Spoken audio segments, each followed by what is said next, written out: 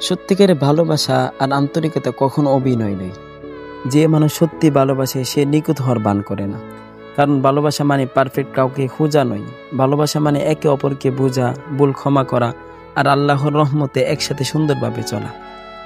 তারা কখনো কারো ভুলের জন্য দূরে সরে যায় না, বরং চেষ্টা করে তার ভালো দিকটা দেখতে। কষ্ট পেলেও তারা অভিযোগ করে না, বদনাম করে না, চুপচাপ শুধু দোয়া করে, হে আল্লাহ আমার প্রিয় মানুষটাকে ভালো রেখো, নিজের হেফাজতে রাখো।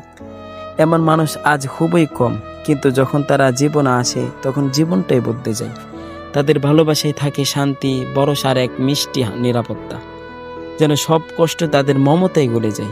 তবু সমাজের চোখে তারা অনেক সময় অপূর্ণ। হয়তো ধন সম্পদ কম, হয়তো চেহারা সাধারণ, তবু তাদের অন্তরটা সোনার মতো পরিষ্কার। মানুষ বাইরে দেখে বিচার করে, কিন্তু আল্লাহ দেখেন অন্তরে সৌন্দর্য। আল্লাহ ভালোবাসেন সেই মানুষদেরকেই যারা সৎ, সরল আর নিঃস্বার্থভাবে ভালোবাসে। তাই যদি কখনো এমন কাউকে পাও, তাকে সহজে হারিয়ে ফেলো না।